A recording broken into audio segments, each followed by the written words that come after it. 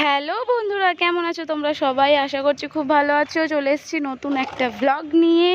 আজকে যাচ্ছি আমরা বিচে, মানে রাত্রিবেলা। কি করব, ঘরে বসে কেউ তো আর বসে থাকে না ঘুরতে এসে, তাই আজকে যাচ্ছি সমুদ্র দেখতে।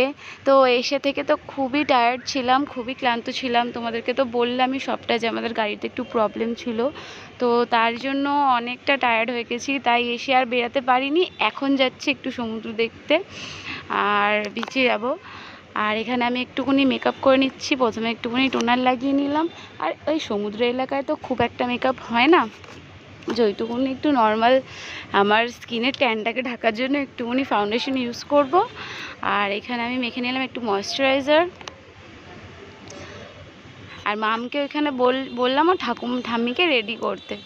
তো ঠাম্মি এখন বসে আছে। ঠাম্মি যেহেতু চুল বাঁধতে পারে না ওর একদমই, তারপরে আমি বললাম যে তাহলে থাকো, তুমি একটুখানি শাড়িটা পরে নাও, আমি চুলটা বেঁধে দেবো। আর এখানে একটুখানি আমি ফাউন্ডেশন লাগিয়ে ভালো করে একটু ফাউন্ডেশনটাকে ব্লেন্ড করে নিচ্ছি। এত কথা বলতে অসুবিধা হয় না, যদি কোনো উকিল ফুকিল হতাম আমি তো কেস হেরে বসে থাকতাম। কথা বলতে খুব অসুবিধা।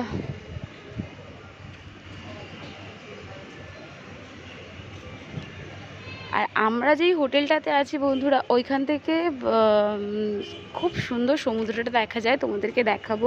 পুরো হোটেলটার কোণা থেকে পুরো সমুদ্রটাকে ঢেউগুলো ভালো মতো দেখা যায়। খুবই ভালো লাগছে। এই হোটেলটা একদম সমুদ্রের কাছে, আমাদেরকে বেশি দূরে একদম হোটেলটা নেয়নি, খুবই ভালো করেছে। আর এখানে এবার আমি মামকে একটু রেডি করে নেবো। আর চুল বাঁধতে এসে ও তো চুল বাঁধবে না, তোমরা দেখলে মাথা আঁচড়াচ্ছি, তাই চিরুনি সরিয়ে দিচ্ছে চুল থেকে। তাই কোনো উপায় না হয়ে আমি হেয়ার ব্যান্ড ওর নিয়ে এসেছি। আমি জানি তো ও চুল বাঁধতে একদম ভালোবাসে না, হেয়ার ব্যান্ড পরিয়ে দিলাম। এই যে মামের তার চোখে একটুখানি লেগে গেছিলো সকালবেলা ওই কাজল লতা দিয়ে খেলতে খেলতে। তো তারপরে এবার আমরা রেডি হয়ে গেছি। এবার এখানে আমি একটুখানি বকবক করছি, কারণ মা রেডি হচ্ছে, আমি আমার মেয়ে রেডি হয়ে গেছি। আর ঠাম্মি শাড়ি পরছে। আর এইখানে মায়ের সাথে আমার সাথে তর্কাতর্কি হচ্ছে সমুদ্র বীচ। আমি বলেছি, মা বলছে এটা কি সমুদ্র বীচ, বলতে সি বীচ। তো যাই হোক, একটা বললেই হলো আমার মনে হয়। তো এইটা নিয়েই মায়ের সাথে আমার ঝগড়া হচ্ছে। মানে ঝগড়া কি, একটু কথা কাটাকাটি, সেটাও না, মানে তর্ক বিতর্ক। আর এখানে আমি ওকে একটু জুতোটা পরিয়ে দিলাম। আর এই জুতোটা পরতে ভালোবাসে, কিন্তু ফট করে ফিতেগুলোকে খুলতেও তার সঙ্গে সঙ্গে খুবই ভালোবাসে। আমি ওকে পরাবো, আর ও ফিতেগুলোকে যে কতবার গিয়ে সমুদ্র বিচে খুলেছে ধারণার বাইরে। ওকে বারবার ওখানে আমাকে ফিতে খুলতে হয়। চুলটা ছেড়ে গিয়ে তো আমার আরও হয়েছে সমস্যা, কারণ ওকে কোলে নিতে হচ্ছে। আর হাওয়া যা, চুলটা আমার উড়ে উড়ে পুরো জট পাকিয়ে যাচ্ছে। চলো টাটা, ঘুরে আসা যাক।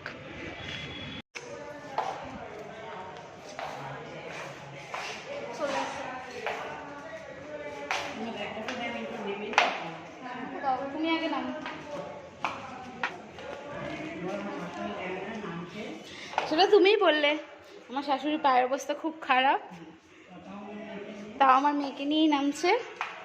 আবার নিজে মুখে বলছেও গাইজ। হ্যাঁ, আমার প্রতি অনেক অবিশ্বাস আমার মেয়েকে নিয়ে।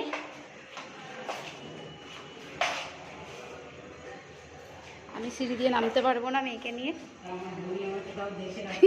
কিন্তু তুমি লেহেঙ্গা বানিয়ে ঠিক নামতে পারবে, বলো কি সুন্দর লাগছে। তারপরে এখানে জগন্নাথ দেবের মন্দিরের, আমাদের হোটেলে জগন্নাথ দেবের একটা ছোট্ট মন্দির আছে, তখন পুজো হচ্ছিল। দর্শন করে আমরা বেরিয়ে গেলাম সমুদ্র দেখতে। চলো যাওয়া যাক।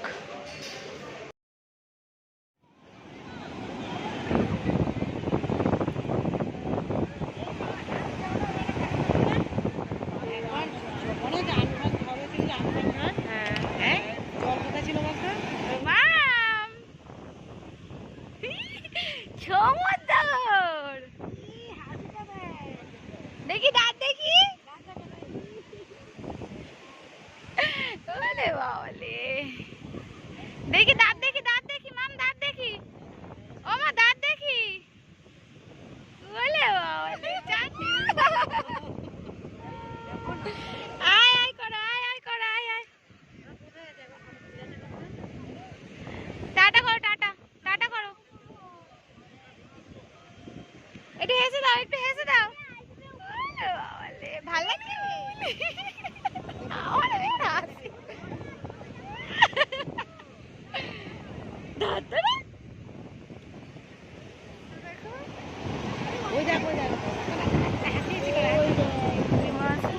আর এই চারিদিকটা এত সুন্দর লাগছিল বলার মতো না, যে এত দারুণ লাগছিল।